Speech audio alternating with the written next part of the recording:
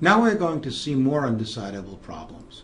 We begin with Rice's theorem, which tells us that almost every question we can ask about the recursively enumerable languages is undecidable. And we then introduce a problem called post-correspondence problem, which we also show is undecidable. Post problem does not appear to have anything to do with Turing machines, so the fact that we can show it as undecidable is a valuable step on our road toward showing real problems undecidable. However, post problem is still just a game, but we can use post problem to show some real problems, for example, questions about grammars, to be undecidable. We'll first see Rice's theorem. That theorem involves what are called properties of languages. Formally, a property of languages is any set of languages, the languages that we say have this property. For example, the property of being infinite is the set of infinite languages. The property of being empty is the set containing only the empty language. While properties like being infinite apply to any language, even not recursively enumerable ones, we need to represent languages, and the Turing machine is the most powerful tool we have for representing languages. So we'll talk about properties of recursively enumerable languages only. So we'll consider a property to be a problem about Turing machines. Given a code for a Turing machine, does it define a language with that property? So for any property P, we can define a language L sub P, the set of binary strings that represent a Turing machine whose language has the property P. So for example, L sub infinite is the set of codes of Turing machines that define an infinite language. There are two properties we call trivial for reasons that will be obvious. For these two properties P, L sub P is decidable. One of these trivial properties is the always false property that contains no recursively enumerable languages. We can think of this property as is not a recursively enumerable language. This property is actually true of some languages, but those are outside the recursively enumerable class, obviously, and we're talking about properties only as applied to the recursively enumerable languages. How do we decide this property? Given an input W, we ignore it and say no. Notice that even if W represents an invalid Turing machine code, we have agreed to take all those strings as representing a Turing machine that accepts the empty language. But the empty language is a recursively enumerable language, so we are correct in saying that W's Turing machine does not have this property. The second trivial property is the always true property. We can express the property as is a recursively enumerable language. The algorithm for this property is to ignore the input and say yes. And Rice's theorem says, for every property P except the two trivial ones, L sub P is undecidable. An important part of the proof of Rice's theorem, which we'll be working on for a while, is the idea of a reduction. There are actually several different notions of reduction. We'll come back to that point later. But the simplest one, and the one we need for Rice's theorem, is an algorithm that takes an input string W for one language, or a problem L, and converts it to another string X that is an input to another language or problem L prime, with the property that X is in L prime if and only if W is in L. The value of having such a reduction is that it tells us L is no harder than L prime, at least as far as decidability is concerned. If I know L prime is recursively enumerable, then I also have a Turing machine program for L. If I know L prime is recursive, then I also have an algorithm for L. In either case, the solution for L is to take the input W, convert it to X, see what the Turing machine for L prime does, and take its output to be that answer for W. The thing that turns a string W into X is called a transducer. So far, we've only talked about a Turing machine whose only output is the yes or no that is implied by accepting or halting without accepting, respectively.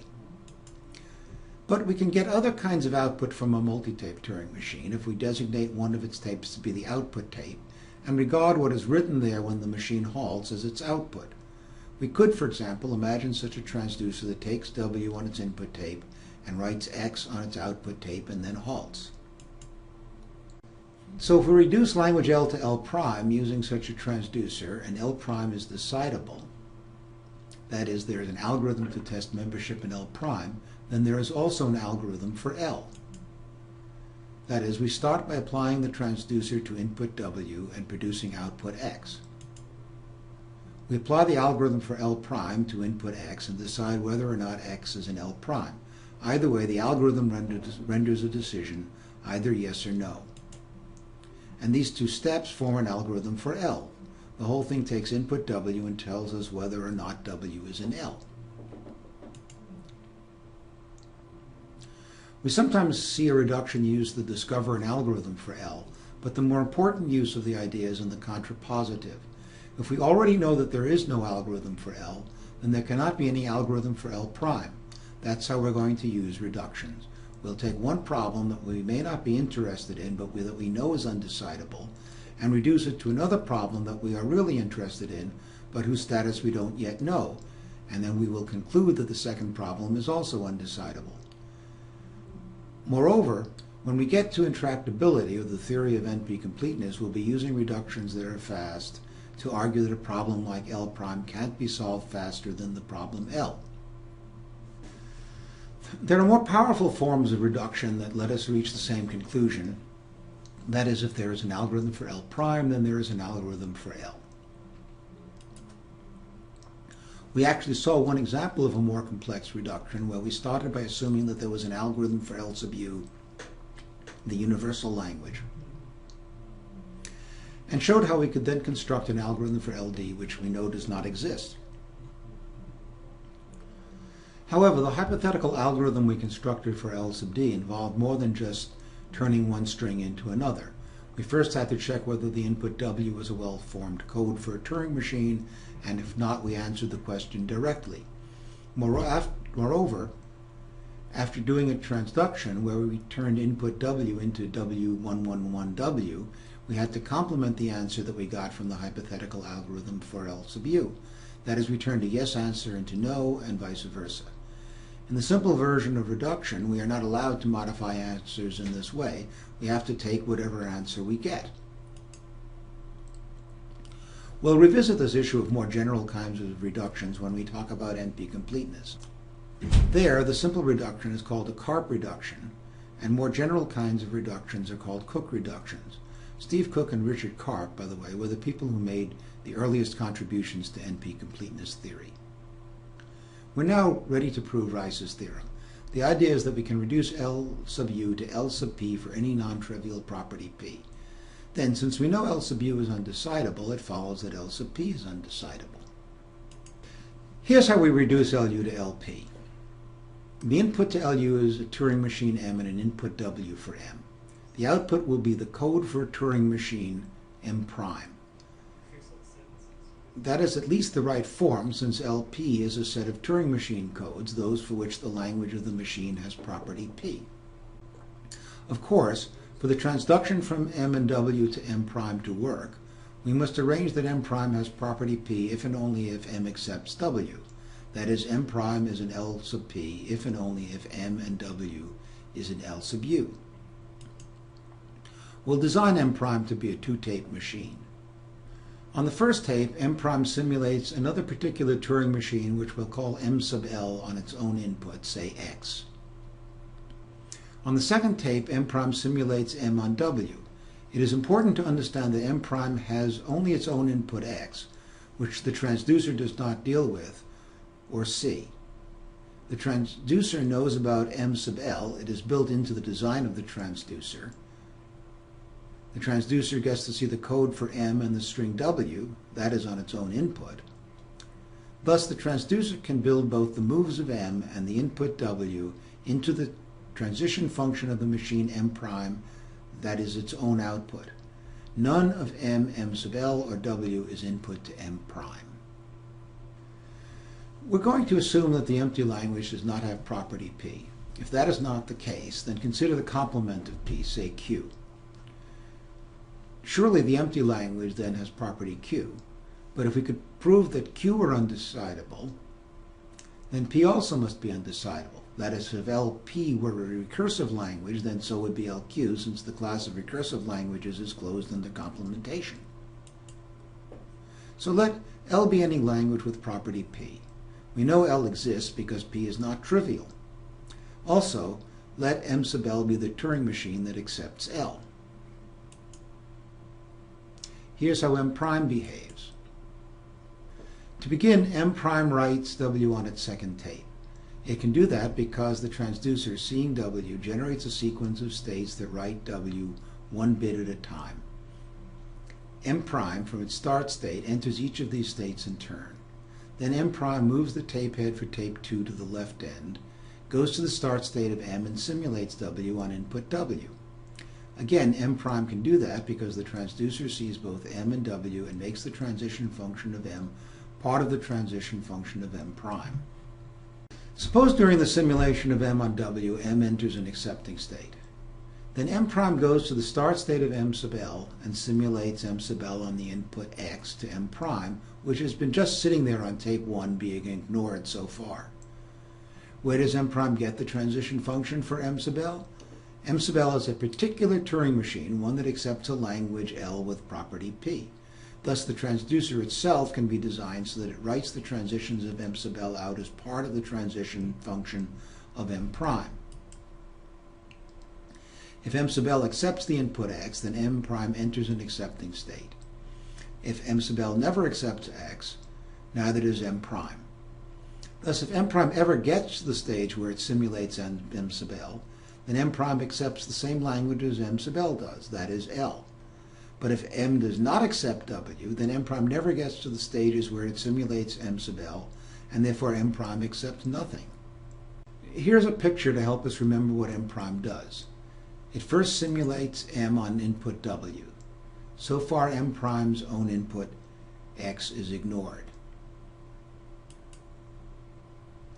But if M accepts W, then M prime simulates M sub L on its own input X. And M prime accepts X if and only if X is in L. So to summarize what we know about M prime, first, suppose M accepts W. Then M prime simulates M sub L on X and accepts X if and only if X is in L. That is, if M accepts W, then the language of M prime is L. We know L has property P, so M prime is in LP. Now look at the opposite case where M does not accept W. Then M prime never even starts the simulation of ML, and therefore M prime cannot accept its input X. That is, in this case, the language of M prime is the empty language. We know the empty language does not have property P. Thus, if M does not accept W, M prime is not in the language LP. We conclude that the algorithm we described for converting M and W to M prime is a reduction of L sub U to LP, and therefore that LP is undecidable. That is Rice's theorem. This is a picture that reviews the argument for why the existence of the reduction from LU to LP proves LP is undecidable. We have a real reduction algorithm. I hope you are convinced that you could program this algorithm if you were paid enough. We then contradict the hypothesis that LP has an algorithm by supposing that algorithm existed. Then you could put together the reduction plus the hypothetical algorithm to build an algorithm for LU. Since we already proved that there is no such thing, we have to look at what of this story hasn't been proved. The finger points at the hypothetical algorithm for LP. Since we didn't prove it exists, we just assumed it did. Thus, the assumption must be responsible for the false conclusion, and we can conclude instead that there is no algorithm for property P. Thanks to Rice's theorem, we suddenly have an infinite collection of undecidable problems about the languages defined by Turing machines. Here is just a tiny sample of the questions that are undecidable about Turing machines M. Is M's language regular? Or is it context-free? Does this language include at least one string that is a palindrome, that is, a string that is the same as its reversal? Is the language empty, that is, does M accept any string at all? Does the language contain at least 1,000 strings? But Rice's theorem also applies to programs, since you can write a program to simulate a Turing machine. That tells us any non-trivial question about what a program does will also be undecidable. I want to emphasize about what a program does. There are lots of questions about what a program looks like that are decidable. For example, I can tell whether a program uses more than 20 variable names, but that's not a question about what the program does. An example of a question about what a program does is, does the program eventually halt on any input? That is undecidable. Or does the program correctly sort its input? That's undecidable. Or does this line of code ever get executed? That's undecidable. We're now going to take up post-correspondence problem, affectionately known as PCP.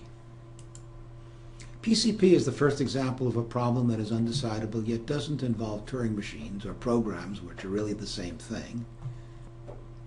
As we said, PCP is not really important by itself since it's just a made-up problem, but it leads us to proofs that many other problems are undecidable. These problems are unrelated to Turing machines but are related to matters like context-free languages that were not developed for the purpose of exposing undecidable problems. That is, we studied grammars for their use in matters like describing the structure of programming languages. We had no intent to describe problems that turned out to be undecidable. It just turned out that there were undecidable problems lurking in the theory of context-free grammars. An instance of PCP is a list of corresponding strings. That is, a list of pairs of strings over some particular alphabet sigma. The instance has some number of pairs, say n. The first pair is w1x1, the second is w2x2, and so on. None of these strings can be the empty string. The property of the list that makes the answer to this instance of PCP be yes is that when we take the first component from each pair on the list, that is, wi1 is actually the first component of the pair that we indexed as I sub 1. I can't draw on the slide two levels of subscript. Then the second wi2 is that w from this list that has in the that is from the I-tooth pair on that list, and so on. Then we get the same string if we take the w's from the pairs as if we took the second components or the x's from the pairs. Okay. Such a list of integers is called a solution to the instance of PCP. Here's a simple example instance of PCP. The alphabet will be 0 and 1. And there are two pairs. The first pair is 0 and 0, 1. The second pair is 1, 0, 0 and 0, 0, 1. Okay. Every time a list of integers has 1, it refers to this pair, and every time it has a 2, it refers to that pair. Okay. In this case, it turns out there is no solution to this instance of PCP. The analysis of this simple instance is not so easy. The easy part is that no solution can start with the second pair. Why? The reason is that if we choose 2 as the first integer in the so-called solution list, then the first string made from the w's that are first components will begin with this 1. But the second string, the one made from the corresponding x's that are the second components, begins with this 0. I don't care how you continue, a string that begins with 1 can never equal a string that begins with 0. However, it is possible that the solution list begins with index 1 because for pair 1 the two strings are not inconsistent, that is, one is a prefix of the other. So let's see if we can build a solution starting with the first pair. Since the two strings are not equal, we have to add another pair. We can't choose pair 1 because the first string would then begin 0, 0, and the second string would begin 0, 1. That could never lead to a solution. So the second index in the solution must be 2. Now both strings begin with 0, 1, 0, 0, and the second string has an additional 1. We're back where we were at the previous choice. We can't pick 1 as the third index, but we can pick 2, and we get a match up to a point, with the second string again having an additional 1. If you think about it, we can never make the two strings be the same because to do so we'd eventually have to use a pair whose second string was shorter than the first. But there is no such pair in this instance. we conclude that this instance has answer no. On the other hand, let's change the instance a little by adding a third pair, 110 and 10. Now the list of indexes 1, 3 is a solution. From the first strings of the pairs, we get 0 followed by 110, which is 0, 1, 1, 0. That is, 0, 1, 1, 0 is a 0 followed by a 1, 1, 0. From the corresponding second strings, we get 0, 1, that's this, followed by 1, 0, that's that, and that also is 0, 1, 1, 0. In fact, there is an infinity of solutions for this instance. Any string of indexes in the language of regular expression 1 to star 3.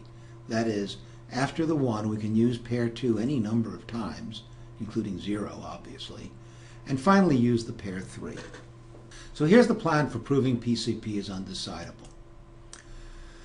We're going to start by introducing a modified version of the problem called MPCP, or the modified post-correspondence problem. The modification is that a solution to MPCP must begin with the first pair, but otherwise the modified and original PCP problems are the same.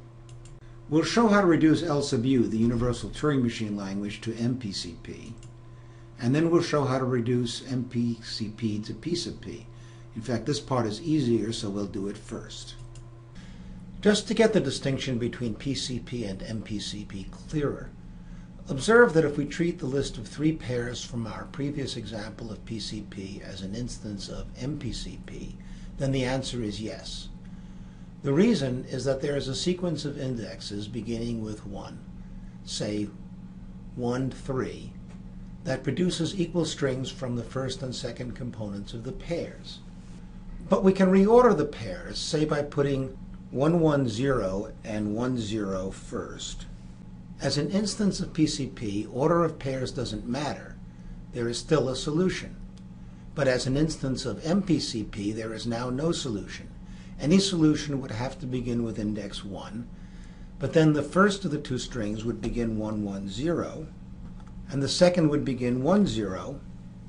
So no matter how we extend these strings, they disagree in the second positions, and so they are not equal. Before we can talk about reductions, we need to express PCP and MPCP as languages. The instances of these problems can have any alphabet, so it is not immediately obvious how to express the set of all PCP instances that have a solution. Again, the problem is that there is no finite alphabet for this set, and languages just need a finite alphabet. So we need to code symbols in a finite alphabet. We'll represent the ith symbol of an alphabet by the symbol A followed by I in binary. Thus we only need 3 symbols to represent any number of symbols. The order of symbols of the alphabet is not important. For example, if we have an instance over alphabet A through Z, we could represent A by A1,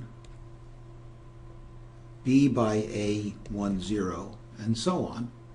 But we could also represent Z by A1 and Y by A10 and so on. It should be clear that the particular symbols used for the alphabet of a PCP instance does not affect the outcome. And the only other symbols we need to represent instances is the comma and left and right parentheses. Thus the alphabet for the language of PCP instances will have an alphabet of 6 symbols, the A, 0, 1, comma, left paren, and right paren.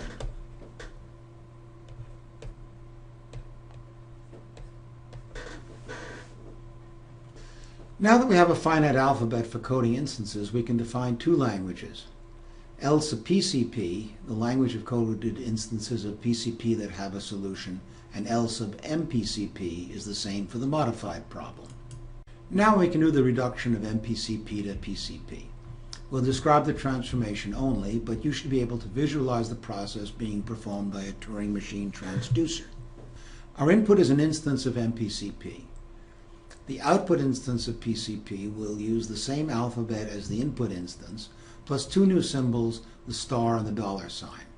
Of course, all symbols, the new ones and the symbols in the input instance of MPCP, will be coded using A, zeros, and ones as we just described. For each pair Wx in the input instance, there is a pair in the output instance based on W and X. For every first string W of the pair, we add star after every symbol. So for example, 0, 1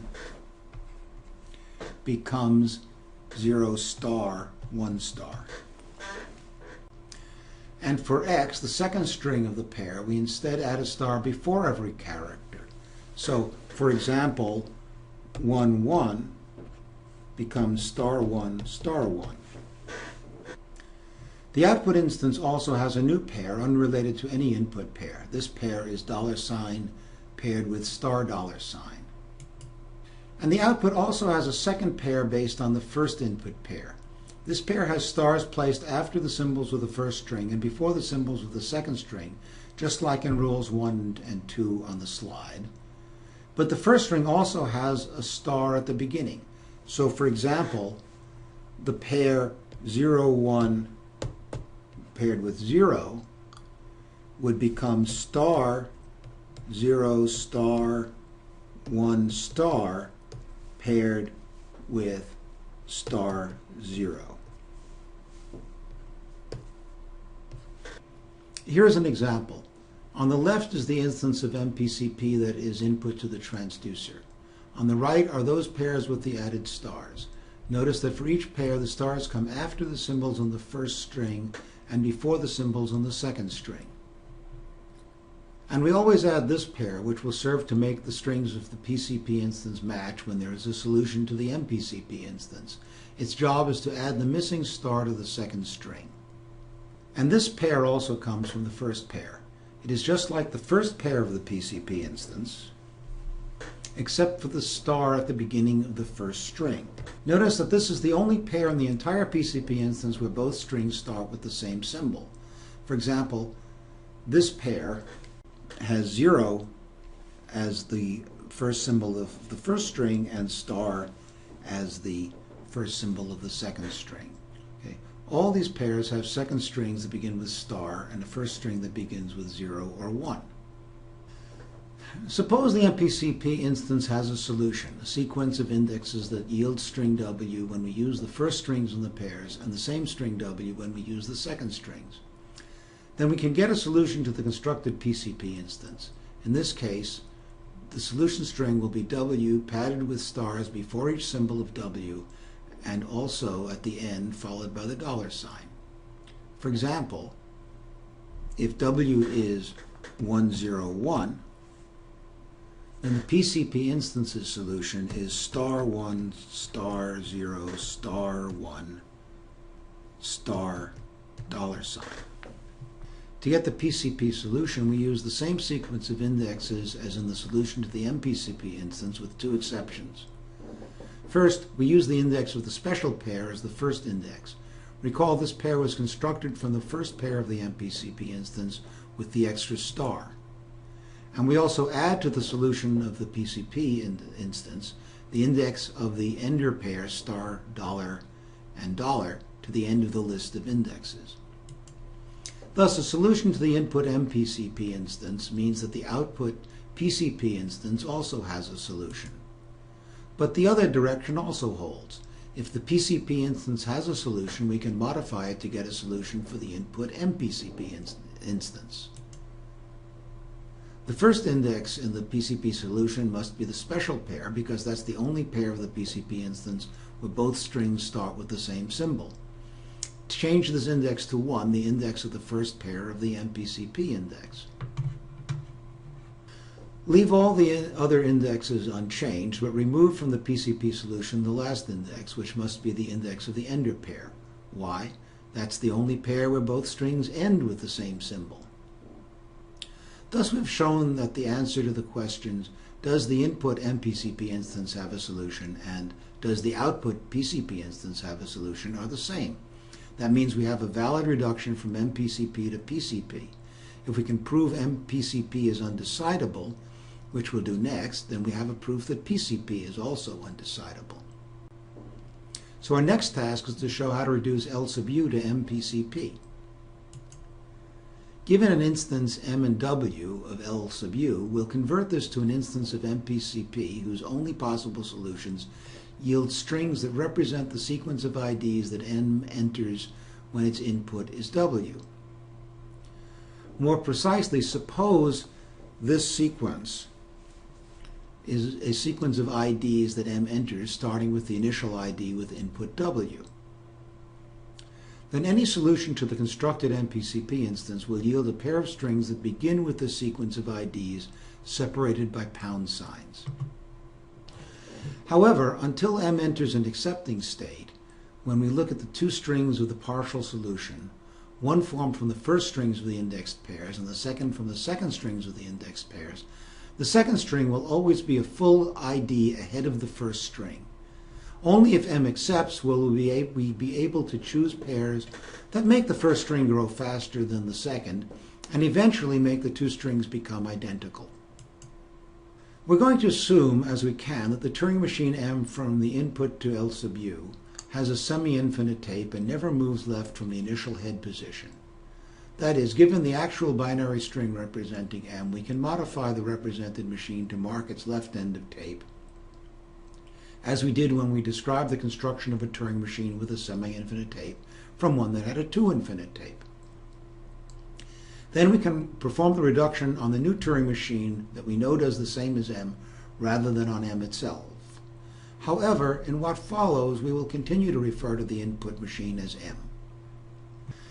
The MPCP instance we construct will have an alphabet that consists of all the states and tape symbols of m, or rather the modified m, plus the special marker pound sign. We assume that the symbols used for states and tape symbols are disjoint, so we can tell one from another in the ID. Here's the beginning of the construction of the MPCP instance from m and w. The first pair has a first string that is just a pound sign, but a second string that is the entire first ID with input w, surrounded by pound signs. Note that the transducer gets the CW on its input so it can generate this pair. We'll add the pair pound sign, pound sign. It lets us add markers to the end of one ID in the first string at the same time we add it to the following ID in the second string. Add pair XX for every tape symbol X. This pair lets us add an X to the ID we're forming in the first string at the same time we add an X to the next ID, which is being formed on the second string. Of course, in order to make sure that the strings match, it must be the case that an X appears as the first unmatched symbol of the second string. Recall, the second string is one ID ahead, so these pairs, in effect, let us copy the tape of one ID to the next ID, but prevents us from making changes that are not justified by a move of m. Here's a picture of copying IDs. Suppose we have just reached a point in the sequence of indexes when the second string has a complete ID more than the first string, but otherwise the strings match. We can add to the solution we're constructing the pair AA. That has the effect of putting the first symbol of the new ID at the end of the first string and also extending the second string by the same symbol. That's what we want, since there's no way this A could change in the next ID. We can also then add the index of the pair BB to the solution, extending the new ID one symbol further. This might or might not be the right thing to do. The problem is that if the move of m in state Q with symbol C is to move left, then the second symbol of the new ID is the new state, and B will be the third symbol. But just because we can choose the pair BB doesn't mean we have to. If m is going to move left, there will be another choice of next index that simulates the move correctly, and the sequence where BB is chosen instead will fail to yield a solution to the MPCP instance we're constructing. Now we need to add the pairs that reflect the moves of m. For every state Q and tape symbol X, if the move of m is to the right, say PYR,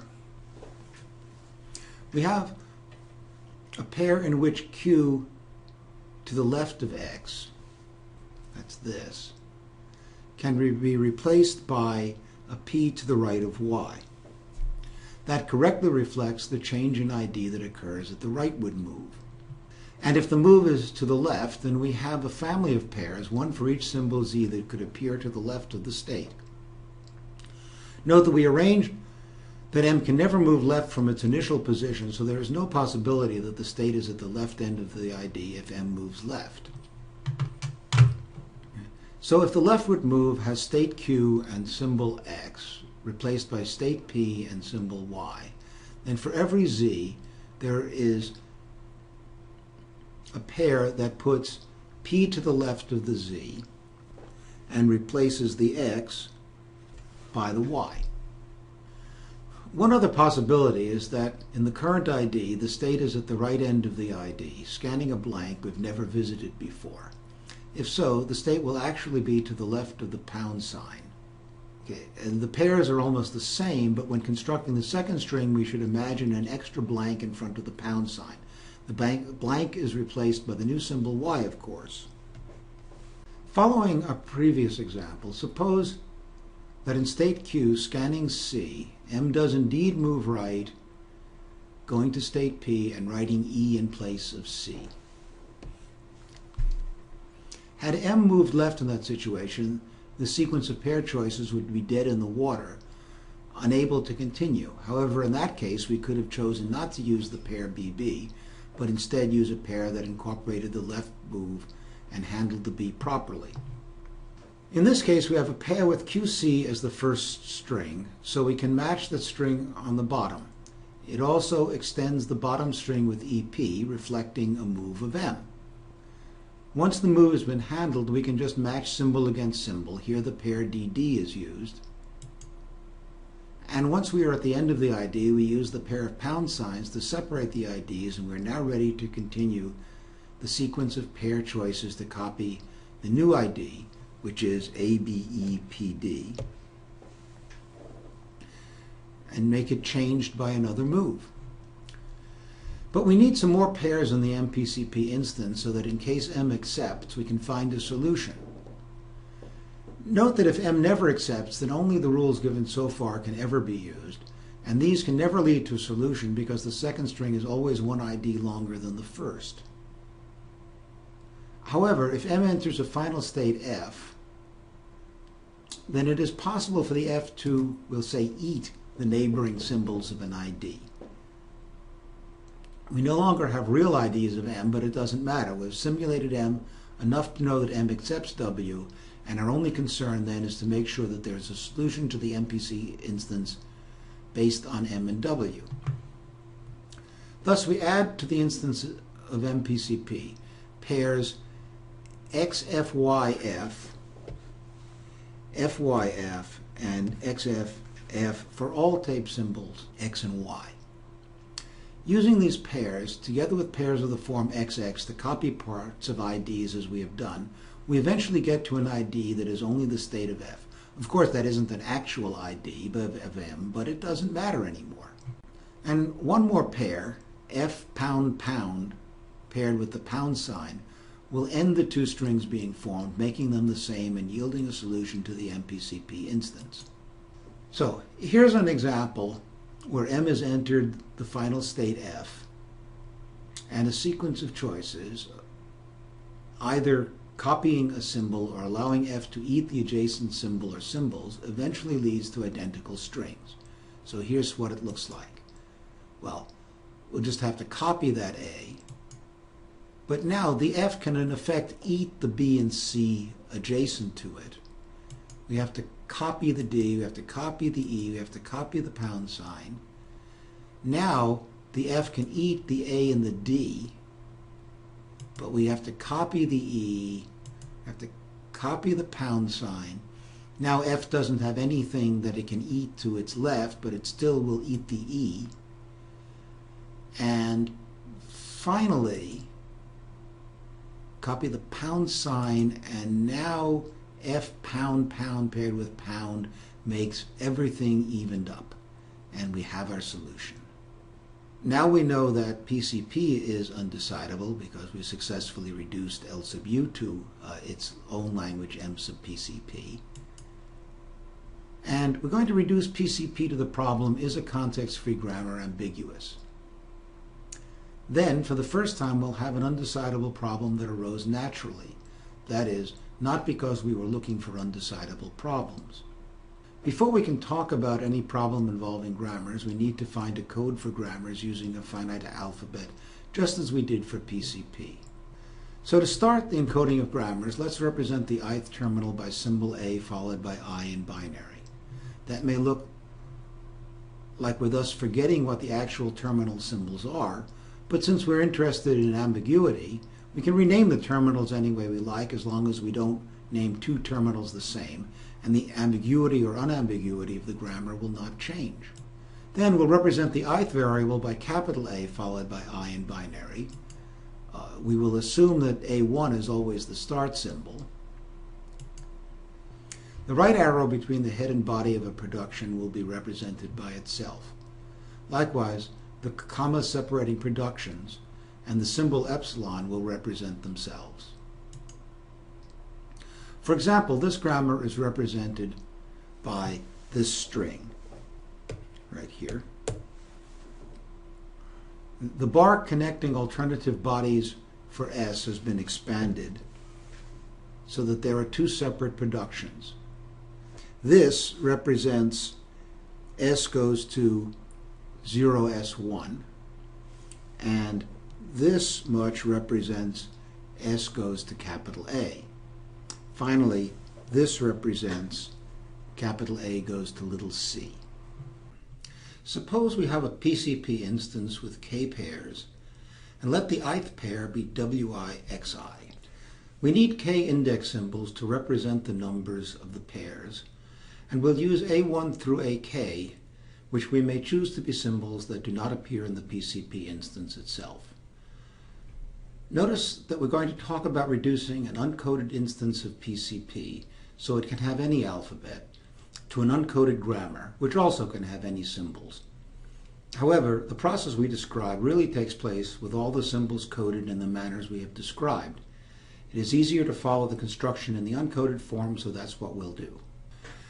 The list language for the first half of each pair, the strings W1 through WK, has a context-free grammar with productions A goes to WI, capital A, little ai. It also has the same sort of production, but with A omitted from the body. The latter kind of productions, these, are used to end the derivations. All the strings in this language are some sequence of the WIs with repetitions allowed and in any order, with the corresponding index symbols following, but in reverse. For example, here's a derivation. Okay, A could derive in one step, let's say W1, A, little a1. And then in one more step, we could use, let's say, the terminal production for W2. So we get W1, W2, and then A2, A1. Notice that the sequence of A's is the reverse of the sequence of W's. And we can do the same thing with the second string from each pair.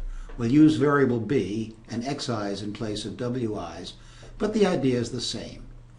The language of strings generated from A and B each consist of a concatenation of strings, either from the wi's if it's A or the xi's if it's B, and these are the first or second components of the pairs. They're followed by the reverse of the sequence of indexes of the pairs from which these strings came. Here's an example of a PCP instance over alphabet AB. We'll use 1, 2, and 3 as the index symbols. So the grammar with start symbol A is this. For example, the second pair, whose first string is BAA, gives rise to these two productions. Here's BAA with the variable A in the middle, and then 2, which is the index. And then there's another production that's the same but without the capital A. And here's the grammar for the second strings in the pairs with start symbol B. As an example, if we choose the three pairs in order 1, 2, 3, then there's a derivation from A that looks like this.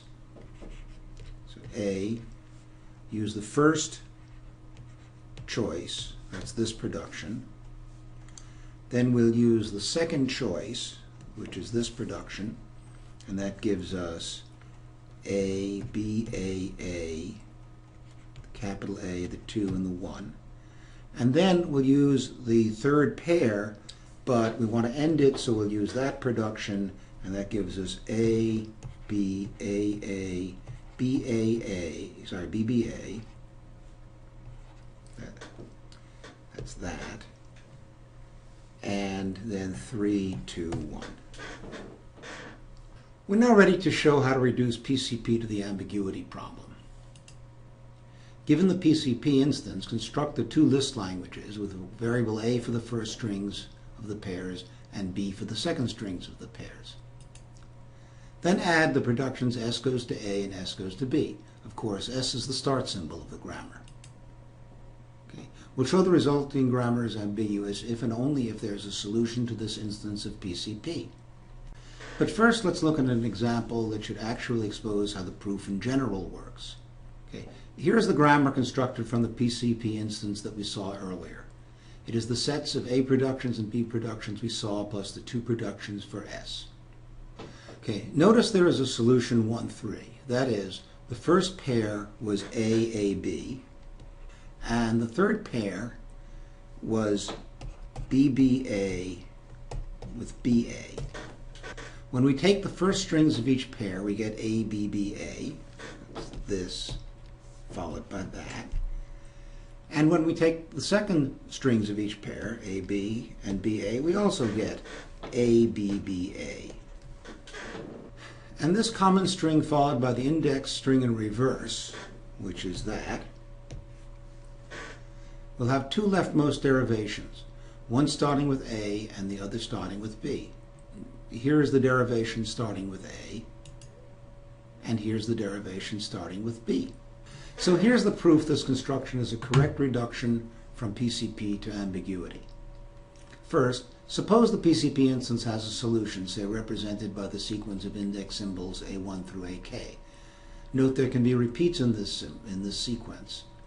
Then W1 through WK is the same string as X1 through XK. That's what it means for this index sequence to be a solution.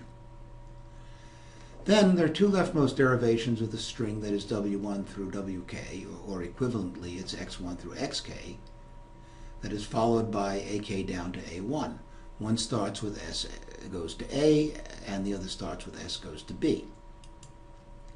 For the converse, we're going to show that if there are two leftmost derivations of a string of terminals, then one must begin S goes to A, the other must begin S goes to B. Suppose there are two leftmost derivations that begin with S goes to A. Then we can look at the sequence of index symbols in the resulting terminal string in reverse and learn exactly the sequence of productions used. Except for the last production used, each would be the unique A production that generates the index symbol and has an A in the body. And the final production would be the one with the last, that is leftmost index symbol, and no A in the body.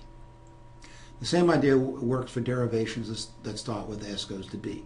There can be only one with a given sequence of index symbols. Here's an example.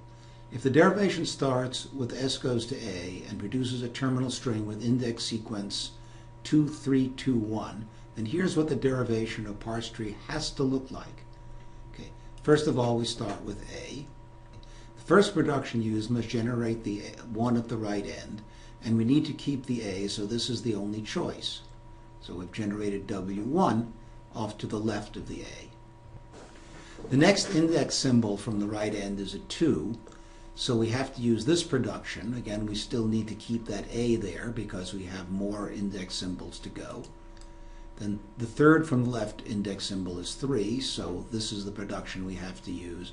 And then the last index symbol is 2, that is the leftmost index symbol is 2. So we're going to get rid of that A and use this production. That's the only way we could generate a string with 2, 3, 2, 1 at the end and no other index symbols. We can prove many things about context-free grammars to be undecidable as well, but to do so we need to show that the complement of a list language is also context-free. Remember that the complement of a context-free language need not be context-free, but fortunately these are. For the proof, we find it easy to construct a pushdown automaton, in fact a deterministic pushdown automaton, for the complement.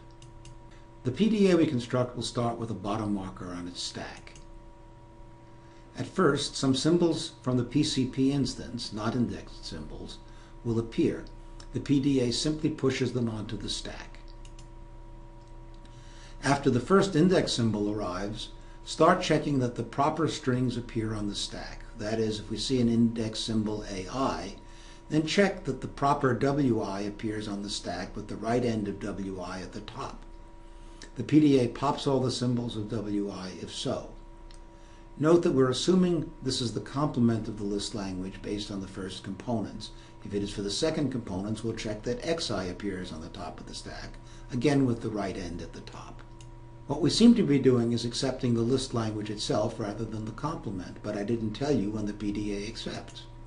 In fact, it accepts every input, with only the exception of when it has found a string in the list language. That is, if the input so far was some sequence of PCP symbols followed by some sequence of index symbols, and these sequences are not empty, and the bottom of stack marker is now exposed, then the PDA does not accept this string. It will accept any other string that follows, which cannot then also be a solution to the PCP instance. Now we can use the complement language. Let LA and LB be the list languages for the first and second components of an instance of PCP. And let LA complement and LB complement be their complements. Now all four of these languages are context-free languages. Let's consider the union of the complement languages. This is also a context-free language by the fact that context-free languages are closed under union. I claim that this union equals sigma star, where sigma is the alphabet consisting of all the symbols used by the languages involved, if and only if there is no solution to the PCP instance. Suppose there were a solution, say represented by the index symbols A1 through AN. Then this string is not in the complement of LA, and the equal string, this, is not in the complement of B. Thus, if there is a solution, there is a string missing from the union. Conversely, suppose string Y AN down to A1, let's say this,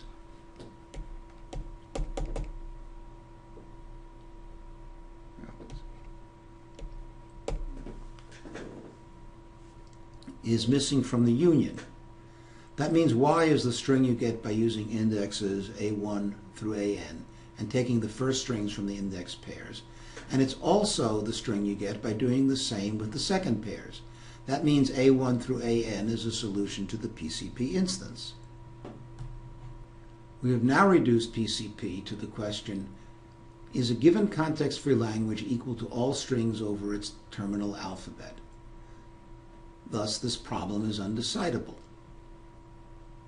Here's another undecidable question about context-free languages. Is the language also a regular language? We do exactly the same reduction from PCP, and one direction is easy. If there's no solution, then we just showed that the union of the complement languages is sigma star, and that's surely a regular language. But we also need to show the converse, that if L, the union of the complement languages, is something other than sigma star, then it's not a regular language. Suppose we have a solution to the PCP instance, and in particular, let X be the index symbols in reverse. That gives you the solution, and let W be the string you get by using the first string from each of the indexed pairs in order, or obviously equivalently the second string from the same pairs. Now, let H be the homomorphism defined by H of 0 is W and H of 1 is X. Remember, L is the union of the complements, the strings that are not solutions to the given instance of PCP. We claim that 0 to the n, 1 to the n is not an L for any n, because if we repeat a solution to a PCP instance any number of times, we also get solutions to that instance. However, H of y is an L for any other y. That is, H of y is not a solution. This point requires a little thought. First, If y isn't zeros followed by ones, then h of y isn't of the right form to be a solution to PCP. That is, it will not consist of PCP instance symbols followed by index symbols. But if y consists of n ones preceded by a different number of zeros, then it can't possibly represent a solution. H applied to the n ones gives a particular sequence of index symbols. But we know the PCP instance symbols that this sequence of index symbols corresponds to is H applied to n zeros. Therefore, it couldn't also be H applied to a different number of zeros. So if L, the union of complements, were regular, then H inverse of L would also be regular, because regular languages are closed under inverse homomorphism. And the complement of H inverse of L would be regular because regular languages are closed under complementation. But this language we just argued is the set of 0 to the n, 1 to the n, such that n is at least 1, a language we know very well not to be regular.